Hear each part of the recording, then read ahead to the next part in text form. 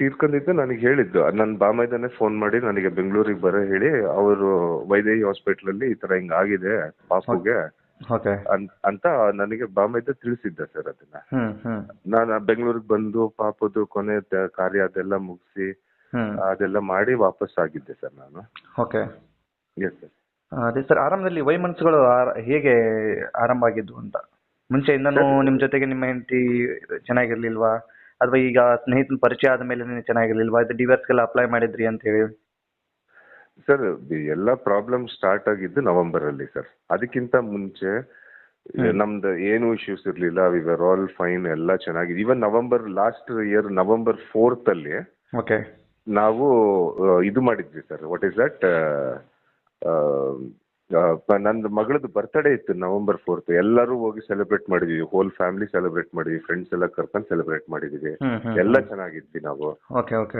Once this bugger got introduce ಆಗಿದ್ಮೇಲಿಂದ ಮನೆಯಲ್ಲಿ one by one thing started to change. ಅಲ್ಲಿ ಅವ್ರ ಕ್ಯಾರೆಕ್ಟರ್, ಅವ್ರ ಬಿಹೇವಿಯರ್ ಚೇಂಜ್ ಆಯ್ತು, ಮಕ್ಕಳನ್ನ ಮಾತಾಡ್ಸೋ ರೀತಿ ಚೇಂಜ್ ಆಯ್ತು, ನನ್ಗೆ ಮಾತಾಡ್ಸೋ ರೀತಿ ಚೇಂಜ್ ಆಯ್ತು. ಎದ್ದಕ್ಕಿದ್ದಂಗೆ ಬೆಂಗಳೂರಿಗೆ ಹೋಗೋದು ಅಪ್ ಅಂಡ್ ಡೌನ್ ಮಾಡಕ್ ಸ್ಟಾರ್ಟ್ ಮಾಡಿತ್ತು. ನಾನೇನೋ ಲ್ಯಾಂಡ್ ಇದು ಡೀಲ್ ಮುಗಿಯೋದ್ ಕನ್ಕ್ಲೂಷನ್ ಬಂದಿದೆ ಅಲ್ಲ ಅಂತ ಅನ್ಕೊಂಡು ನಾನು ಸುಮ್ಮನೆ ಇದ್ದೆ.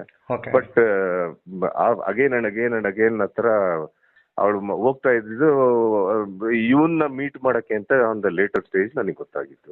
Okay okay okay. ಅಂತಂದ್ರೆ 2007ರಲ್ಲಿ ನಿಮ್ಮ ಮದುವೆ ಆಗಿರೋದ್ರಿಂದ ಹಿಡಿದು 2025 ನವೆಂಬರ್ ವರೆಗೂ ಚೆನ್ನಾಗೇ ಇತ್ತು ನಿಮ್ಮ ಸಂಬಂಧದಲ್ಲಿ? Yes yes yes. Okay okay. ಈತನ ಸ್ನೇಹಿತನ ಪರಿಚಯ ಆದ್ಮೇಲೆ ಈಗ ವರ್ತನೆಗಳು ಬದಲಾಗ್ತಾ ಇತ್ತು? ಹೌದು ಹೌದು. Okay okay sir. ಅದೇ ಮಗುವಿನ ವಿಚಾರಕ್ಕೆ ಏನು ಆರೋಪಗಳು ಕೇಳ್ತಾರೆ ಸರ್? ಅರ್ಥ ಆಗ್ಲಿಲ್ಲ ಸರ್. ಮಗು ಅಂದ್ರೆ ಈಗ ಮಗು ಸಾವು, ಈಗ ನಿಮ್ಮ ಜೊತೆಗೆ ಒಂದು ಮಗು ಇತ್ತು, ಮತ್ತೆ ಗಂಡ ಹೆಂಡತಿ ಬೇರೆ ಆದ್ಮೇಲೆ, ಅದಾದ್ಮೇಲೆ ಈಗ ವೆನಿಲಾ ಅನ್ನುವಂತ ಒಂದು ಮಗು ಕೂಡ ಸಾವಾಯ್ತಲ್ಲ? ಹೌದು ಸರ್. ಸೊ ಅದೇ ನಿಮ್ಗೆ ಈ ಡೌಟ್ಗಳು ಹೇಗೆ ಪ್ರಾರಂಭ ಆಗಿದ್ವು ಅಂತ ಹೇಳಿ? ಸರ್ ನನಗೆ ಫಸ್ಟ್ ಡೆತ್ ಆಗಿದ್ದಾಗ ನಾನು ಯಾವ್ದೇ ತರದಲ್ಲೂ ರಿಯಾಕ್ಷನ್ ಕೊಡಕ್ ಹೋಗ್ಲಿಲ್ಲ, ಅದು ರಿಯಾಕ್ಟ್ ಮಾಡಕ್ ಹೋಗಿಲ್ಲ ಸರ್. ಯಾಕಂದ್ರೆ ಇತ್ತೀಚೆಗೆ ನೋಡ್ತಾ ಇದೀವಿ, ಲೈಕ್ ಏನೋ ಮಕ್ಳು ಹಿಂಗ್ ನಿಂತಿರ್ತಾರೆ, ಸಡನ್ ಆಗಿ ಕೊಲಾಪ್ಸ್ ಆಗ್ತಾ ಇದಾರೆ, ಆತರ ಏನೋ ಇರ್ಬೋದೇನೋ ಅಂತ ನಾನು ಅನ್ಕೊಂಡಿದ್ದೆ.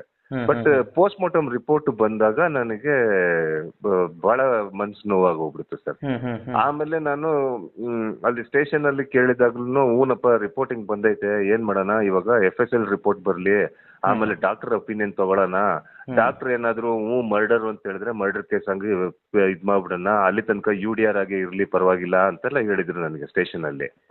ಸೊ ನಾನೇನ್ ಮಾಡಿದೆ, ನಮ್ಮ ಅಕ್ಕ ಬಂದ್ಬಿಟ್ಟು UK ಅಲ್ಲಿ, she is also child specialist sir ಅವರು, ಪೂರ್ಣಿಮಾ ಪಾಂಡೆ ಅಂತ, ಡಾಕ್ಟರ್ ಪೂರ್ಣಿಮಾ ಪಾಂಡೆ. ಸೊ ನಾನು ಅವ್ರಿಗೆ ಪೋಸ್ಟ್ ಮಾರ್ಟಮ್ ರಿಪೋರ್ಟ್ ನ ಕಳಿಸ್ಕೊಟ್ಟೆ ಅವ್ರಿಗೆ. ಅದು ಇದು ನಡೆದಿದ್ದು 4ನೇ ತಾರೀಕು ಏಪ್ರಿಲ್ ತಿಂಗಳು ಸರ್. ಇದು ನಡೆದಿದ್ದು ಏಪ್ರಿಲ್ ಅಲ್ಲಿ ನಿಮ್ಗೆ ಪೋಸ್ಟ್ ಮಾರ್ಟಮ್ ರಿಪೋರ್ಟ್ ಸಿಕ್ಕಿತ್ತು, ಅದನ್ನ ನಿಮ್ಮ ಸಿಸ್ಟರ್ ಡಾಕ್ಟರ್ಗೆ? ಹೌದು ಹೌದು, ಫಾರ್ವರ್ಡ್ ಮಾಡಿದ್ದೆ ಸರ್. ಫಾರ್ವರ್ಡ್ ಮಾಡಿದ್ದಾಗ ಅವರು ಓದಿ ಒಂದು 5 ನಿಮಿಷಕ್ಕೆ ತಿರುಗಿ ಫೋನ್ ಮಾಡ್ಬಿಟ್ಟು, ಪ್ರವೀಣ ಏನೋ ಸಮ್ ಮಿಸ್ಚಿಫ್ ಆಗಿದೆ ಇಲ್ಲಿ, ಇದು ಅನ್ಯಾಚುರಲ್ ಡೆತ್ ಅಲ್ಲ, ಇದು ಆಕ್ಸಿಡೆಂಟಲ್ ಡೆತ್ ಅಲ್ಲ, ದಿಸ್ ಇಸ್ ಹೋಮಿಸೈಡ್, ಇದೇ ಮರ್ಡರ್, ಇದು ಮರ್ಡರೇ ಅಂತ ಹೇಳ್ಬಿಟ್ರು ನನಗೆ. ಅವಾಗ ನನಗೆ ಏನ್ ಮಾಡ್ಬೇಕು ಅಂತಾನೆ ತೋರಿಸ್ಲಿಲ್ಲ ಸರ್ ನನಗೆ. ಆಮೇಲೆ ಒಂದು 2-3 ಡೇಸ್ ಆದ್ರೂ ನನಗೆ ಕಾಡುಗೋಡಿ ಸ್ಟೇಷನ್ ಇಂದ ಯಾವುದೇ ತರದ್ದು ರೆಸ್ಪಾನ್ಸು ಬರ್ಲಿಲ್ಲ, ಪಾಸಿಟಿವ್ ಆಗಿ ಏನು ರೆಸ್ಪಾನ್ಸು ಬರ್ತಾ ಇರ್ಲಿಲ್ಲ ನನಗೆ. ಅದಕ್ಕೆ Purnima, I don't think so this is going in the right path, ಏನ್ ಮಾಡೋಣ ಇದ್ರ ಬಗ್ಗೆ ಅಂತ ನಾನು ಕೇಳಿದಾಗ ನಮ್ಮ ಅಕ್ಕ ಹೇಳಿದ್ರು, ನನ್ನ ಪೊಲೀಸ್ ಡಿಪಾರ್ಟ್ಮೆಂಟ್ ಅಲ್ಲಿ ನನ್ನ ಫ್ರೆಂಡ್ ಇದಾರೆ, ಅವ್ರಿಗೆ ನಾನು ಪೋಸ್ಟ್ ಮಾರ್ಟಮ್ ರಿಪೋರ್ಟ್ ನ ಕಳಿಸ್ಕೊಡ್ತೀನಿ, ಅವ್ರು ಏನ್ ಹೇಳ್ತಾರೆ ನೋಡೋಣ ಅಂತ ಒಂದ್ ಮಾತು ಹೇಳಿದ್ರು.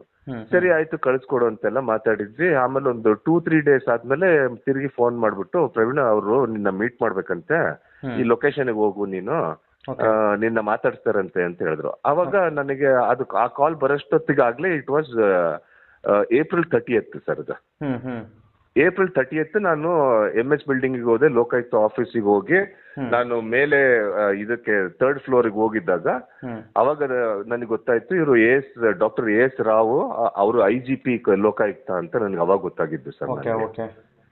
ಸೊ ಅವರು ಕರೆದ್ರು, ಆಫೀಸಿಗೆ ಕರೆದ್ಬಿಟ್ಟು ಕೇಳಿದ್ರು ಏನಪ್ಪ ಏನಾಯ್ತು ಅಂತೆಲ್ಲ ಎಕ್ಸ್ಪ್ಲೇನ್ ಮಾಡು ಅಂತ ಹೇಳಿದ್ರು. ನಾನು ಎಲ್ಲ ಕೂತಿ ಅವ್ರ ಹತ್ರ ಎಕ್ಸ್ಪ್ಲೇನ್ ಮಾಡಿದೆ ನಾನು. ಈ ತರ ಆಗಿತ್ತು ಅಂತೆಲ್ಲ ಹೇಳಿದೆ ನಾನು. ಸರಿ, ನನಗೊಂದು ಒಂದು ಕಂಪ್ಲೇಂಟ್ ಬರೆದು ಕೊಡು, ನಮ್ ಕಡೆಯಿಂದ ಏನಾಗತ್ತೆ ಐ ವಿಲ್ ಮೇಕ್ ಶ್ಯೂರ್ ಒಂಥರ ಇನ್ವೆಸ್ಟಿಗೇಷನ್ ನಡೆಯುತ್ತೆ ಅಂತೆಲ್ಲ ಅಶ್ಯೂರೆನ್ಸ್ ಕೊಟ್ಬಿಟ್ಟು ಅವರು ನನ್ನಿಂದ ಒಂದು ಕಂಪ್ಲೇಂಟ್ ತೆಗೆದ್ಬಿಟ್ಟು ಕಳಿಸ್ಕೊಟ್ರು ಸರ್ ನನ್ನ. ನಾನು ತಿರುಗಿ ಮತ್ತೆ ಹರಿಹರಕ್ಕೆ ವಾಪಸ್ ಬಂದ್ಬಿಟ್ಟೆ ನಾನು ಅವತ್ತಿನ ದಿನಾನೇ.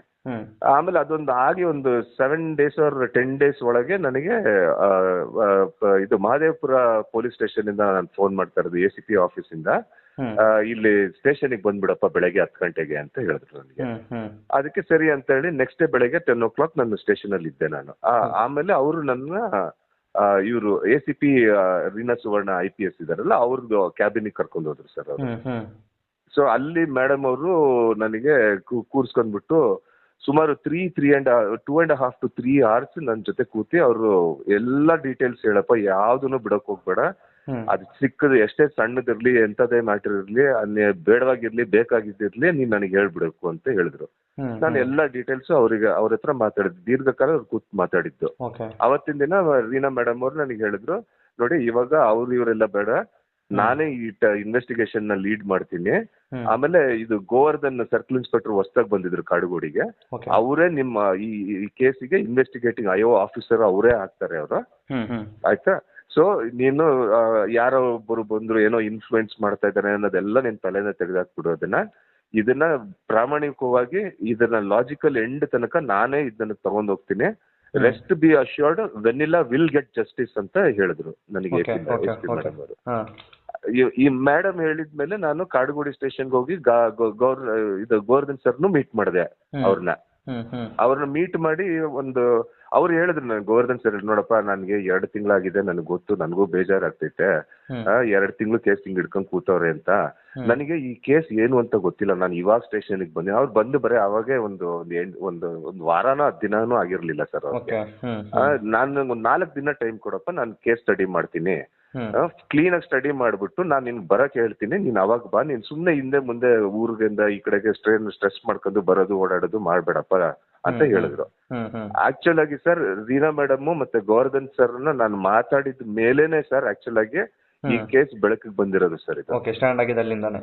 ಎಸ್ ಸರ್, ಅಲ್ಲಿಂದಾನೆ ಸ್ಟ್ಯಾಂಡ್ ಆಗಿದ್ದು ಸರ್. ಅದಕ್ಕಿಂತ ಮುಂಚೆ ಏನ್ ಮಾಡಿದಾರೋ, ಅವ್ರು ತಪ್ಪು ಮಾಡಿದಾರೋ ಸರಿ ಮಾಡಿದಾರೋ ಪ್ರೊಸೀಜರ್ ಪ್ರಕಾರವಾಗಿ ಮಾಡಿದಾರೋ ಅದ್ರ ಬಗ್ಗೆನೂ ನನಗೆ ಐಡಿಯಾ ಇಲ್ಲ, ನನಗೆ ಗೊತ್ತೇ ಇಲ್ಲ. ನನಗೆ ಸ್ಟೇಷನ್ ಅಂದ್ರೆ ಏನು, ಹೆಂಗಿರುತ್ತೆ ಪ್ರೊಸೀಜರ್ಸ್ ಅಂತಾನು ಗೊತ್ತಿಲ್ಲ ಸರ್.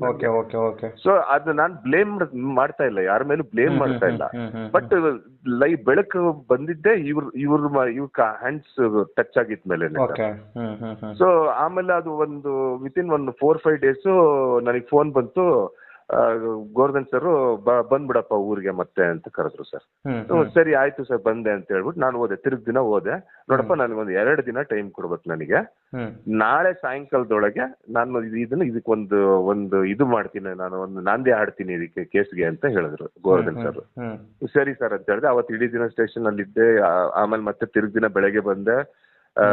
ಆಮೇಲೆ ಬೆಳಗ್ಗೆ ಬಂದಾಗ ನೀನೆಲ್ಲ ಇಲ್ಲಿ ಓಡಾಡ್ಕಂತ ಬೇರೆ ಪೊಲೀಸವ್ರ ಹತ್ರ ಎಲ್ಲ ಏನು ಮಾತಾಡ್ಕೊಡುದು ಅಂತ ಹೇಳ್ಬಿಟ್ಟು ದೂರ ಕೂರ್ಸಿದ್ರು ನನ್ನ. ಆಮೇಲೆ ಸಂಜೆ ಸುಮಾರು 8:30 ಹಾಗೆ FIR ಮಾಡ್ಬಿಟ್ಟು FIR ಕಾಪಿ ನನ್ನ ಕೈಗೆ ಕೊಟ್ರು ಸರ್ ಅವರು. ಅವಾಗ ಅದು UDR ಕೇಸೇ ಅದನ್ನ ತೆಗೆದಾಕ್ಬಿಟ್ಟು ಫ್ರೆಶ್ ಆಗಿ FIR ಮಾಡಿ, ನನ್ನ ಹೆಸರು ಮೇಲೆ FIR ಮಾಡಿ, ಅದರಲ್ಲಿ 3 ಕೇಸ್ ಏನೋ ಹಾಕಿದ್ರು ಸರ್. ಅದರಲ್ಲಿ ಒಂದು ಮರ್ಡರ್ ಅಂತ, ಆಮೇಲೆ ಒಂದು ಡಿಸ್ಟ್ರಕ್ಷನ್ ಆಫ್ ಎವಿಡೆನ್ಸ್ ಅಂತ, ಆಮೇಲೆ ಇನ್ನೊಂದು ಕೇಸ್ ಏನೋ ಸೆಕ್ಷನ್ ಹಾಕಿದಾರೆ, ಅದು ನನಗೆ ಅದ್ರ ಬಗ್ಗೆ ಸರಿಯಾಗಿ ಗೊತ್ತಾಗ್ತಾ ಇಲ್ಲ ನನಗೆ. ಒಟ್ಟು 3 sections ಹಾಕ್ಬಿಟ್ಟು FIR ಮಾಡಿ ನನಗೆ ಕೊಟ್ರು ಸರ್. ಅದು ಕೊಟ್ಟಿದ ಮೇಲೆ ಐ ಥಿಂಕ್ ಸೆಕೆಂಡ್ ಡೇಗೆನೆ ಇದು ಇವರು UDR ಮೇಲೆ ಬೇಲ್ ಬೇರೆ ತಗೊಂಡ್ಬಿಟ್ಟಿದ್ರು ಸರ್, ಈ ಪ್ರಿಯಾಂಕಾ ಮತ್ತೆ ಮೋಹನ್. ಆಲ್ರೆಡಿ ಬೇಲ್ ಆಗಿತ್ತು, ಬೇಲ್ ತಗೊಂಡ್ಬಿಟ್ಟಿದ್ರು ಸರ್ ಅವರು ಅಷ್ಟರಲ್ಲೇ. ಅದಕ್ಕೆ ಇವ್ರು ಹೋಗಿ ಬೇಲ್ ಕ್ಯಾನ್ಸಲೇಷನ್ ಮಾಡಿಸ್ಬಿಟ್ಟು ಫಸ್ಟ್ ಮೋಹನ್ ಸಿಗಾಕೊಂಡ್ಬಿಟ್ಟ ಅರೆಸ್ಟ್ ಮಾಡ್ಬಿಟ್ರು ಸರ್ ಸ್ಟೇಷನ್ ಅಲ್ಲ. ಇವಳು ಸಿಗ್ಲಿಲ್ಲ ಕೈಗೆ, ಹೌದು ಸರ್. 6ನೇ ತಾರೀಕು ಅವ್ನು ಸಿಕ್ಕಾಕದ್ದ. 6ನೇ ತಾರೀಕಿಂದ ಇವತ್ತವರೆಗೂ ಇವಳು ಎಲ್ಲಿದ್ದಾಳೆ ಅಂತಾನೂ ಗೊತ್ತಿಲ್ಲ ಸರ್. ಈ ತರ ಆಗಿರೋದು ಸರ್. ಸರ್, ಇದು ಆರಂಭದಲ್ಲಿ ನೀವೇನು ಪೊಲೀಸ್ ಕಂಪ್ಲೇಂಟ್ ಕೊಡಕ್ ಹೋಗಿದ್ರಿ, ಅದು ಏನೋ ಪೋಸ್ಟ್ ಮಾರ್ಟಮ್ ರಿಪೋರ್ಟ್ ಬಂದಿತ್ತು. ಸೊ ಆಗ ಯಾವ ಅಧಿಕಾರಿ ಇದ್ದವ್ರು ಯಾರು ಸರ್ ಅಲ್ಲಿ? ನಾನು ಅಲ್ಲಿನ ಸರ್ಕಲ್ ಇನ್ಸ್ಪೆಕ್ಟರ್ನ ಒಂದ್ಸತಿನೂ ಮಾತಾಡೇ ಇಲ್ಲ ಸರ್. ನಾನು ಅವಾಗಿದ್ದ ಸರ್ಕಲ್ ಇನ್ಸ್ಪೆಕ್ಟರ್ ನಾನು ಮಾತಾಡ್ಸೇ ಇಲ್ಲ. ಇವರು ನಿಂಗರಾಜು ಅಂತ ಸಬ್ ಇನ್ಸ್ಪೆಕ್ಟರ್ ಒಬ್ಬರೇ ಮಾತಾಡ್ಸಿದ್ದು ಸರ್ ನಾನು. ಅವ್ರೊಬ್ಬರನ್ನೇ ಮಾತಾಡ್ಸಿದ್ದು. ಮತ್ತೆ ಇನ್ ಏನ್ ಅಂದ್ರೆ ನನ್ಗೆ ಅವಾಗ ಏನ್ ಮಾತಾಡ್ಬೇಕು ಅನ್ನೋದು ನನಗೆ ಗೊತ್ತಿರ್ಲಿಲ್ಲ ಸರ್ ಆ ಟೈಮಲ್ಲಿ ನನಗೆ. ಆಕ್ಚುಲಿ ಇದು ಗೋವರ್ಧನ್ ಅವ್ರು ಬಂದ್ಮೇಲೆ ಸ್ಟ್ಯಾಂಡ್ ಆಗಿದ್ದು. ಹೌದು ಸರ್, ಹೌದು ಸರ್. ಹೀರೋ ಸರ್ ಇವರು ರೀನಾ ಮೇಡಮು, ನಮ್ಮ IGP ಸರ್, ರೀನಾ ಮೇಡಮು ಮತ್ತೆ ನಮ್ ಗೋವರ್ಧನ್ ಸರ್ ಹೀರೋಸ್ ಸರ್. ನನ್ನ ಮಗಳ ಬಾಳಿಗೆ ಅವ್ರು ಹೀರೋಸ್ ಸರ್. ಅಂದ್ರೆ ಸತತ ನೀವು ಇದು ದೂರ ದಾಖಲಿಸ್ಕೋದಾಕೋ ಸಂದರ್ಭದಲ್ಲೂ ಏನು ಸರಿಯಾಗಿ ರೆಸ್ಪಾನ್ಸ್ ಸಿಕ್ಕಿರ್ಲಿಲ್ಲ ಆರಂಭದಲ್ಲಿ. ಇದೀಗ ಒಂದು ಹಂತಕ್ಕೆ ರೆಸ್ಪಾನ್ಸ್ ಸಿಕ್ಕಿದೆ. ಈಗ ಹಂತಕರ ಪೈಕಿ ಒಬ್ರು ಆರೋಪಿ ಆಗಿರುವಂತವ್ರು ಅರೆಸ್ಟ್ ಆಗಿದ್ದಾರೆ, ಇನ್ನೊಬ್ರು ತಲೆ ಮರೆಸ್ಕೊಂಡಿದ್ದಾರೆ ಅಂತೇಳಿ. ಹೌದು ಹೌದು ಸರ್, ಹೌದು ಸರ್. Okay okay. ಈಗ ಇವರು ನಿಮ್ಮ ಹೆಂಡತಿ ಪ್ರಿಯಾಂಕ್ ಅವರು ವಿಚಾರಕ್ಕೆ ಬರೋದಾದ್ರೆ, ಪ್ರಿಯಾಂಕ್ ಅವರು ಮತ್ತು ಅವರ ಸ್ನೇಹಿತರು ಮೋಹನ್ ಏನಿದಾರಲ್ಲ, ಇಬ್ಬರಿಗೂ ಪರಿಚಯ ಮುಂಚೆಯಿಂದನೂ ಇತ್ತಾ, ಅಥವಾ ನಿಮ್ಮ ಗಮನಕ್ಕೆ ಅವರ ಬಗ್ಗೆ ಪರಿಚಯದ್ದು, ಇಬ್ಬರ ನಡುವೆ ಸಂಬಂಧದ ಬಗ್ಗೆ ನಿಮ್ಗೆ ಏನಾದ್ರು ಐಡಿಯಾಸ್ ಇತ್ತಾ ಈ ಪೂರ್ವದಲ್ಲಿ, ಅಥವಾ? ಸರ್ ನಂದು ಮದುವೆಯಾಗಿ ಇದು 19ನೇ ವರ್ಷ ಸರ್. ಓಕೆ, 2007. ಓಕೆ. ಲಾಸ್ಟ್ ತಿಂಗಳು ನನಗೆ ಪ್ರಿಯಾಂಕ್ ಅವ್ರ ಒಬ್ರು ರಿಲೇಟಿವ್ ನನಗೆ ಫೋನ್ ಮಾಡಿದ್ರು. ಫೋನ್ ಮಾಡ್ಬಿಟ್ಟು ಅವ್ರು ನನಗೆ ಹೇಳಿದ್ದೇನಂದ್ರೆ, ಈ ಪ್ರಿಯಾಂಕಾ ಮತ್ತೆ ಮೋಹನ್ ಒಂದೇ ಕಾಲೇಜ್ ಕ್ಲಾಸ್ಮೇಟ್ಸ್ ಗಳಂತೆ ಸರ್ ಇವ್ರು. Okay. So second year PUC ಟೈಮಲ್ಲಿ ಏನೋ ಇವ್ರಿಬ್ರಿಗೂ ಲವ್ ಆಗಿತ್ತು, ಅಫೇರ್ ಆಗಿತ್ತಂತೆ ಇವ್ರು. ಅದು ಮನೆಗೆ ಗೊತ್ತಾಗ್ಬಿಟ್ಟು ಪ್ರಿಯಾಂಕ್ ಅವ್ರ ತಂದೆ ಮತ್ತೆ ಮಾವಂದ್ರೆಲ್ಲ ಸಪರೇಟ್ ಮಾಡಿಸ್ಬಿಟ್ಟು ಅವ್ರನ್ನ ಹೊಸಕೋಟೆಯಲ್ಲಿ ಇರೋದೇ ಬೇಡ ನೀನು ಅಂತ ಹೇಳ್ಬಿಟ್ಟು ರಾಜಾಜಿನಗರಲ್ಲಿ ಒಂದು ಮನೆ ತಗೊಂಡ್ಬಿಟ್ಟು ಅಲ್ಲಿಗೆ ಶಿಫ್ಟ್ ಆಗಿದ್ದಾರೆ ಸರ್ ಅವರು. ಅಲ್ಲಿಗೆ ಶಿಫ್ಟ್ ಆಗಿದ ಮೇಲೆ ವಿತಿನ್ 3 months ನಮಗೆ ಮದುವೆ ಮಾಡಿರೋದು ಸರ್. Okay okay okay. ಅಂದ್ರೆ ನೀವು ಇವ್ರನ್ನ ಮದುವೆ ಆದಾಗ ಅವ್ರು ಇನ್ನೂ ಓದ್ತಾ ಇದ್ರು ಹಾಗಾದ್ರೆ? Yes sir. ಅದು MES ಕಾಲೇಜಲ್ಲಿ ಯಾವುದೋ ಕೋರ್ಸ್ BCom ಏನೋ ಮಾಡ್ತಾ ಇದ್ರು ಸರ್ ಅವಾಗ. ಅದೇ ಇನ್ನೊಂದು ಪ್ರಿಯಾಂಕ್ ಅವ್ರ ಲಾಯರ್ ಅಂತ ಏನೋ ನ್ಯೂಸ್ ನೋಡ್ದಂಗಿತ್ತು. ಹೌದು sir. By profession she is a lawyer, but practised 0 days sir. ಓಹೋ, ಓಕೆ ಓಕೆ. ಲಾ ಹೋದ್ರು, ಲಾಯರ್ ಅಂತ ಮಾಡಿಸ್ಕೊಂಡ್ರು, but she has not practised sir. Housewife ಆಗೇ ಇದ್ರು ಸರ್ ಅವರು. ಅಂದ್ರೆ ತುಂಬಾ ಚೆನ್ನಾಗಿ ಒಂದು ಹಂತದಲ್ಲಿ ಚೆನ್ನಾಗಿತ್ತು ಸಂಸಾರ ಸರ್. ಜನವರಿ 12th ತನಕನು, ಜನವರಿ 12th ಅಲ್ಲ ಬೇಡ, ನವೆಂಬರ್ 15th ತನಕನು, ಲಾಸ್ಟ್ ಇಯರ್ ನವೆಂಬರ್ 15th ತನಕನು ಚೆನ್ನಾಗಿತ್ತಲ್ಲ ಸರ್. ಪಾಪು ಬರ್ತ್ಡೇನು ಮಾಡಿದ್ವಿ. 4th of November ನಂದು ಚಿಕ್ಕ ಮಗಳದೇ ಬರ್ತ್ಡೇ ಇದ್ದಿದ್ದು ಸರ್ ಅವತ್ತು. ನವೆಂಬರ್ ಬರ್ತ್ಡೇ ಮಾಡಿವಿ, ಫ್ರೆಂಡ್ಸ್ ಎಲ್ಲ ಕರ್ಕೊಂಡು ಹೋಗಿ ಯಾವ್ದೋ ಹೋಟ್ಲಿಗೆಲ್ಲ ಹೋಗಿ ಚೆನ್ನಾಗಿ ತಿಂದು ಕೇಕ್ಗಳೆಲ್ಲ ಕಟ್ ಮಾಡಿ ಸೆಲೆಬ್ರೇಷನ್ಸ್ ಎಲ್ಲ ಮಾಡ್ಬಿಟ್ಟು ಬಂದಿದ್ದೀವಿ ಸರ್. ಅಪಾರ್ಟ್ಮೆಂಟ್ ಅಲ್ಲಿ ಇರೋ ಮಕ್ಕಳನ್ನೆಲ್ಲ ಕರೆಸ್ಬಿಟ್ಟು ಅವ್ರಿಗೆಲ್ಲರಿಗೂ ಕೇಕ್ ಕಟ್ ಮಾಡಿಸಿ, ಅದಕ್ಕೊಂದು ಕೇಕ್ ಎಕ್ಸ್ಟ್ರಾ ಒಂದು ಕೇಕ್ ತರಿಸಿ ಅವ್ರಿಗೆಲ್ಲ ಕೇಕ್ ಕಟಿಂಗ್ ಎಲ್ಲ ಮಾಡಿಸಿ ಮಕ್ಕಳ ಕೈಲಿ ಅವ್ರಿಗೆಲ್ಲ ತಿನ್ಸಿ ಎಲ್ಲ ಮಾಡಿ ಎಲ್ಲ ಚೆನ್ನಾಗೇ ಇತ್ತು ಸರ್. ಆದ್ರೆ ನಾಟ್ ಅನ್ ಐಡಿಯಲ್ ಫ್ಯಾಮಿಲಿ ಅಂತ ಅನ್ಕೊಳ್ಬಾರ್ದು ಸರ್. ಯಾಕಂದ್ರೆ ಒಂದ್ ಸ್ವಲ್ಪ plus and minus in every family ಇದ್ದೇ ಇರುತ್ತೆ. ಇಷ್ಟು ಅಗ್ರೆಸಿವ್ ಆಗಿ ಫೈಟ್ಗಳು ನಡೆಯುವಂತದ್ದು ಇರ್ಲಿಲ್ಲ ಸರ್ ನಮ್ ಲೈಫ್ ಅಲ್ಲಿ.